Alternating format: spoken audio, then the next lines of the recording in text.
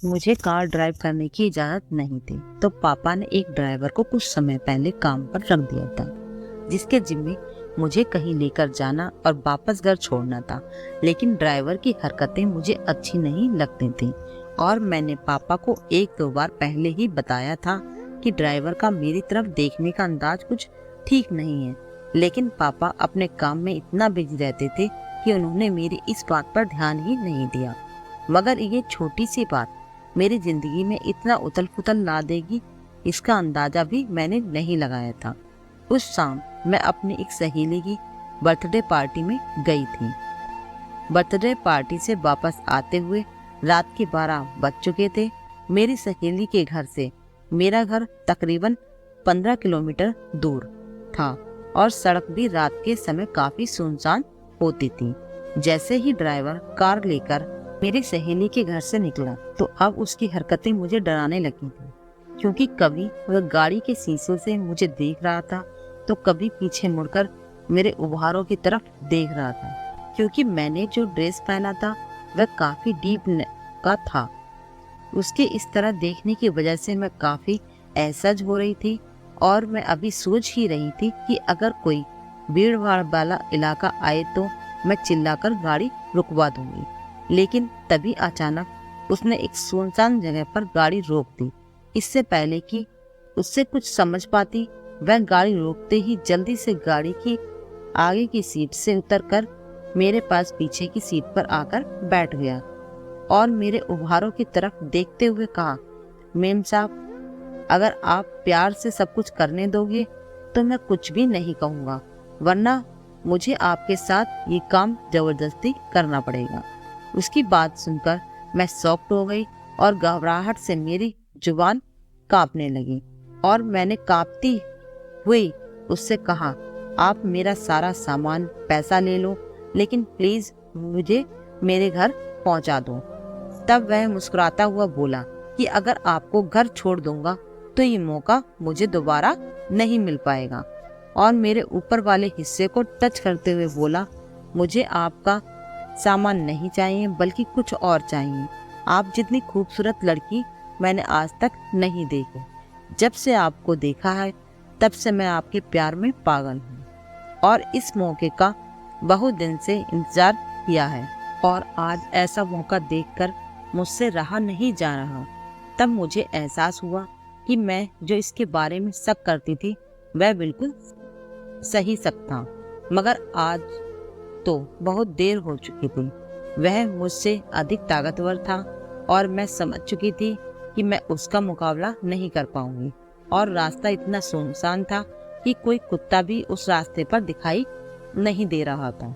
अगर इस सुनसान रास्ते में मैं चिल्लाती भी तो मेरी आवाज़ सुनने वाला वहाँ कोई नहीं था।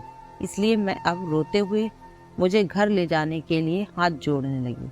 तब उसने कहा कि देखो, अधिक समय नहीं लगेगा, बस कुछ समय में ही हम फ्री हो जाएंगे। उसके बाद मैं आपको घर छोड़ दूंगा, लेकिन अगर आपने विरोध किया तो इसमें नुकसान आपको ही उठाना पड़ेगा। अब डर के कारण मेरी धड़कन बहुत तेज चल रही थी और मेरे दिमाग में एक ही बात चल रही थी कि किस तरह से इससे बचकर अपने घर पहुंचना है। फिर कुछ समय मेरे उभारों के साथ खेलने के बाद बोला कि मैडम, आप समय खराब ना करो, जो बोलता हूँ वह करते जाओ ताकि मैं आप अपना काम जल्दी कर सकूं और आपको जल्दी घर पहुंचा दूं, वरना अगर मुझे जबरदस्ती आपके वस्त्र उतारने पड़े तो आपको बहुत तकलीफ होगी। मैं बहुत अधिक डरी हुई थी और लगातार रोए जा रही थी और सोच रही थी कि काश मैं इसके साथ इस पार्टी में आई ही ना होती। तब आखिर में मुझे उसकी बात मानकर वह करना ही पड़ा जो उसने कहा था। फिर मुझे इस हाल में देखने के बाद तो जैसे वह पागल सा हो गया हो। अब उसने भी खुद के कपड़ों से आजाद किया और मुझे ऊपर से लेकर नीचे तक किस करना शुरू कर दिया। फिर उसने मुझे कुछ खास तरह की पोजीशन में होने को बोला। मैं ना चाहते हुए भी उसकी बात मानने को मजबूर थी और लगातार अपनी आंखें बंद करके रोए जा रही थी। तभी मुझे एक जोरदार धक्का लगा और मेरी चीख निकल गई, और उसके बाद क्या हुआ मुझे कुछ भी होश नहीं रहा। जब मुझे होश आया तो मैं सड़क पर ऐसी ही हाल में पड़ी थी और दर्द के कारण करहा रही थी, क्योंकि वह मुझे कार से सड़क पर फेंक कर भाग गया था और मेरे कपड़े और पर्स भी वहीं फेंक दिया था। मेरी किस्मत अच्छी थी कि मेरा फोन मेरे पर्स में ही था।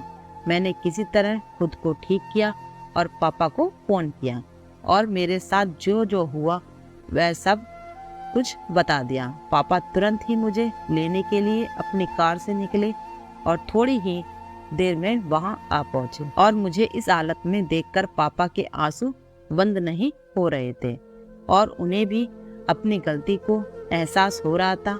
उनको अपनी बेटी की बात को एक बार जरूर सुनना चाहिए था।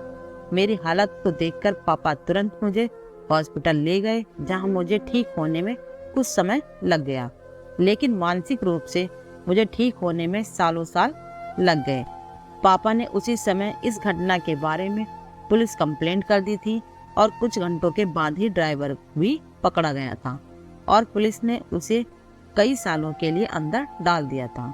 दोस्तों, ये एक काल्पनिक घटना है, लेकिन ये कहानी एक संदेश देती है कि सभी माँ बाप अपने बच्चों की बातों को जरूर सुने और किसी को भी काम पर रखने से पहले उसके बारे में जांच पड़ताल अवश्य कर लें, ताकि आपके घर में आपकी बहू बेटी सुरक्षित रह सके तथा कभी भी किसी जगह जाए तो अपने साथ अपने से बड़ों को लेकर जाए। कभी किसी अजनबी के साथ अकेले सफर ना करें। अगर आपको हमारी कहानी अच्छी लगे तो चैनल को लाइक करें और सब्सक्राइब करें, ताकि हम आपके लिए और भी अच्छी अच्छी कहानियाँ लेकर आते रहें। धन्यवाद।